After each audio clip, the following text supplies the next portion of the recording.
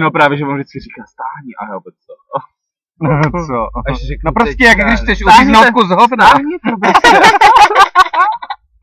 A já pak nevím jak na to, já jsem tak rád, že je ve mně konečně za celou tu noc, protože mu pořád nestojí. A to já mu dělám z kaníček normálně kogringy, aby Kokla, no. nemáš nějaký kogringy, navíc já nutně potřebuji.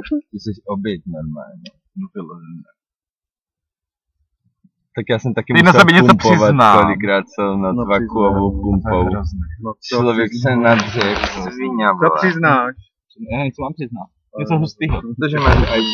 Ukradl jsem na matce. Mám AIDS. Mám AIDS tady kolem všude. A on má taky.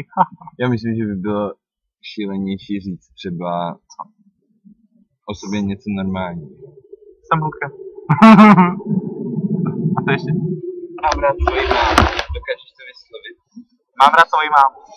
Ty vole. Když mi dává prachy. Nevydržel to, prostě nedokáže to. Fakt nemám rád.